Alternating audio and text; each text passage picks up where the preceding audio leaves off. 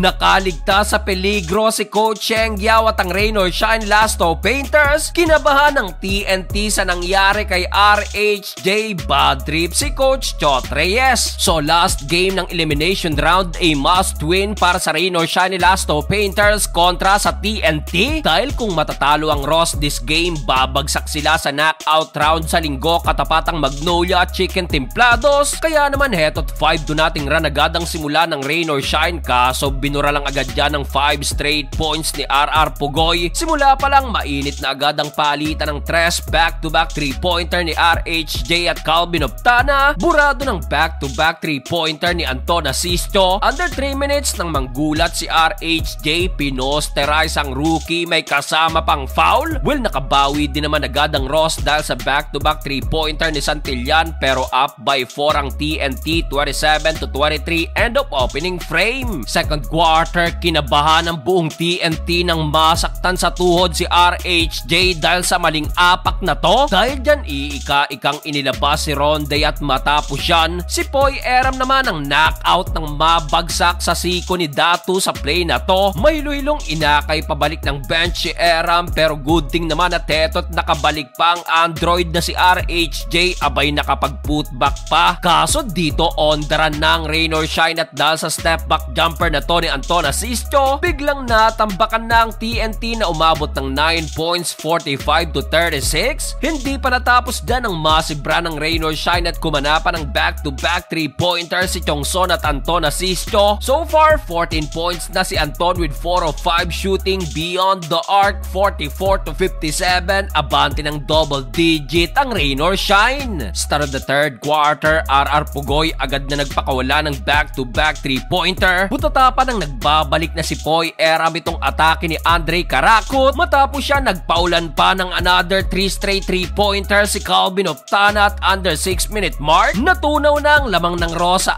apat, 67-63. After timeout, heto't lumipad pa ang android na si RHJ. Parang hindi inindang nangyari sa second quarter, one-handed throwdown. Hindi na maipinta ang mukha ni Coach Cheng Yao dahil natapos ang third period, isa na lang ang lamang ng Ross, 75-74. Fourth and final quarter, to stop the bleeding, Jordan Clarito finally nagparamdam niya sa kanyang corner 3-pointer. Matapos yan, heto na naman si Anton, another back-to-back 3-point shot at sa isang iglap, biglang namagana naman ang lamang ng Ross sa double digit. Napa-takeover pa si Dion Thompson na kumana ng napakainit na 10 straight points. Kaya naman heto't namaga palalo ang tambak ng Ross, na bad trip na si Coach Chot at tila nag-cramps na rin sa dulo si RHJ. Sa uli, nakaligtas ang Rain or Shine sa knockout round at ang maglalaban ay ang Magnolia kontra sa Road Warriors. Makakatapat naman ng Ross sa quarterfinals ay ang Fiber Xers at Eastern naman ang makakatapat ng TNT with a twice to beat advantage.